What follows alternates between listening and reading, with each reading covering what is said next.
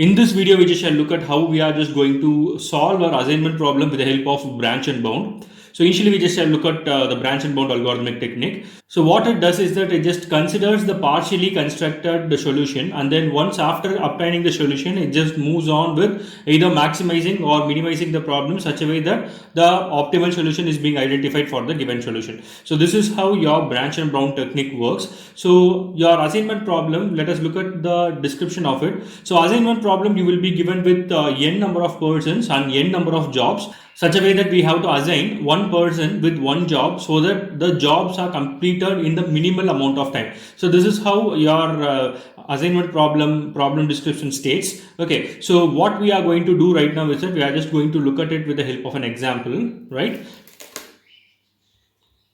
So here we just shall consider this example. So here P1, P2 and P3 are persons, and then J1, J2, J3 are the jobs, and then the value represents the time taken by person 1 to complete job 1, person 1 to complete job 2, person 1 to complete job 3. So this is how your assignment problem looks like. Okay, so here your branch and bound algorithm, what we have to do is that here we just have to construct a state space tree diagram for it. So which means that whatever the possible ways in which it can be represented, we just have to represent it in a form of a tree. We just call that particular tree as a state space tree. Okay, so what am I going to do is I'm just going to mention the initial condition of it. So initial condition of it will be 0, right? So initially I will not be assigning any jobs to any of the persons, so I'll just consider it as the initial node, and then the initial node is the root of the base. Okay, so state space tree root is the initial condition. Okay, so here what are the possibilities? So for the first term, I just want to allocate a job for P1.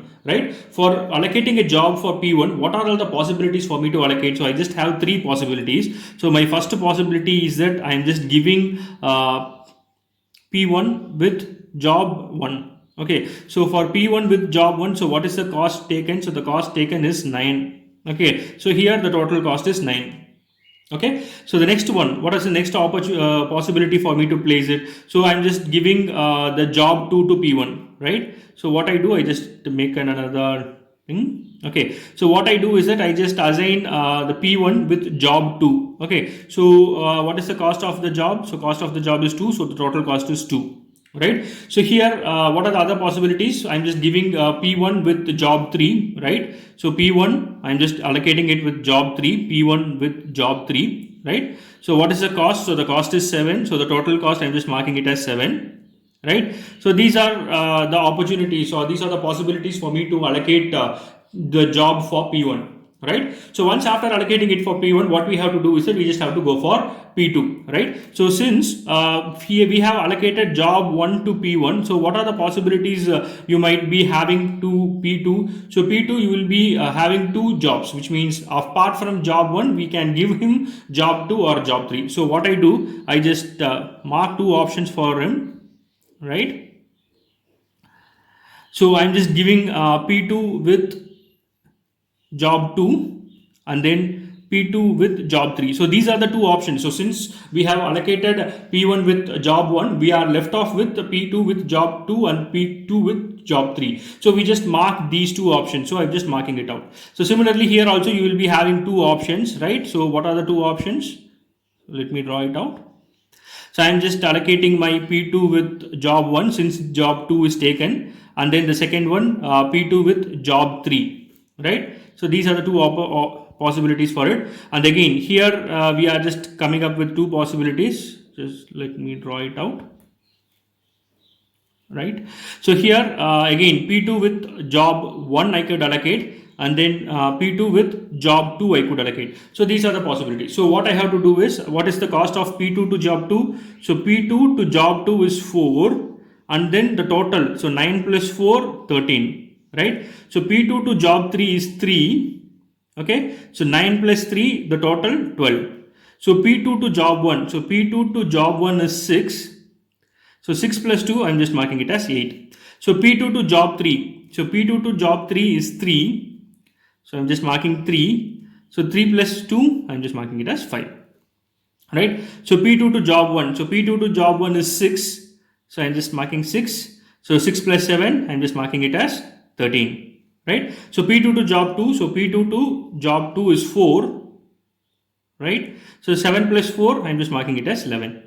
Right, so this is for job allocation of person 2, right? So similarly, what we have to do next is that we just have to go for person 3. So for person 3, how many options you will be left off with? So you have allocated job 1, job 2, and then what is the only opportunity for him is job 3. So what we do, we just consider his job, right? So P3 is left off with only one job, which means job 1, job 2 is allocated, he could be allocated only with job 3. Right. So similarly here also job 1 and job 3 is allocated. So what we can do, we could allocate only job 2 for him, right? So just let me draw the boxes first.